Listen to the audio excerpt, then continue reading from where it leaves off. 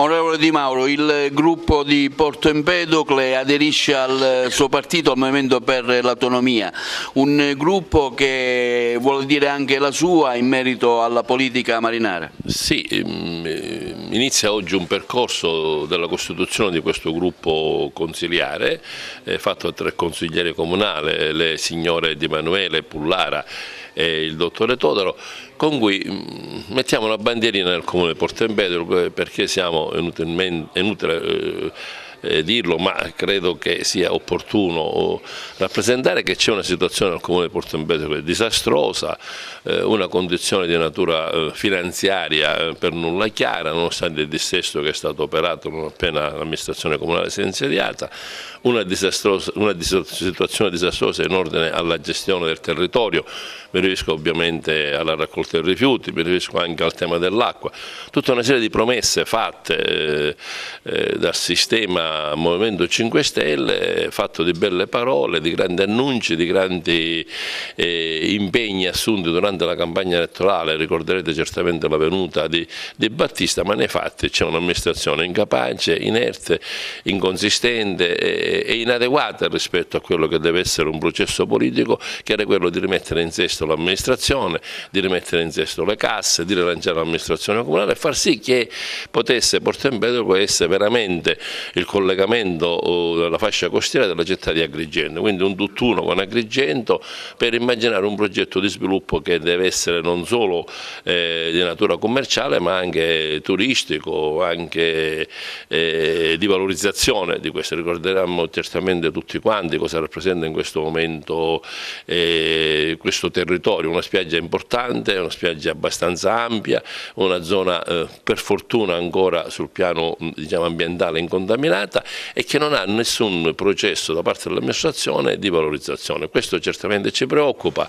credo che sia arrivato il momento che il sindaco possa anche rassegnare le dimissioni. Noi certamente non faremo mai alcuna mozione di sfiducia, perché loro hanno vinto l'elezione, loro debbono governare, se sono capaci, se non sono capaci tolgano la loro presenza ingombrante al comune di Porto Empedocle e lasciano fare ad altri che credo abbiano le carte in regola per poter amministrare. Si riparte da qui, si riparte da questo nuovo movimento costituito dai consiglieri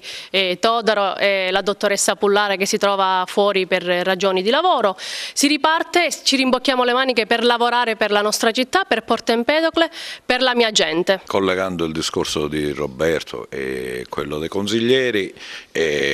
abbiamo aspettato 2 anni, abbiamo dato tempo, perché abbiamo fatto sempre politica e continueremo a farla. Abbiamo aspettato quello che potevano fare. Siamo rimasti molto delusi e siamo alle porte di una rivoluzione italiana in Italia, in Europa, dell'economia e di tante cose. Porto Empedocle oggi è un disastro, è un dramma. Scendete a Porto Empedocle alle 8 di mattina, scendete alle 7 di pomeriggio, è un deserto la città. Purtroppo la colpa non può essere additata solo ed esclusivamente a lei, però teniamo conto che in questi 2 anni una proposta, anche con pochi soldi, non è mai stata avanzata. Siccome loro ragionano in Italia come partito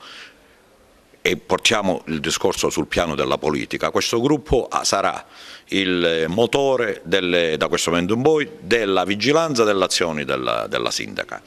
Ma nasce un gruppo forte, granitico, molto equilibrato al proprio interno, molto coeso, per attenzionare particolarmente le problematiche che attanagliano ormai atavicamente da 2 anni Porto Empedocle,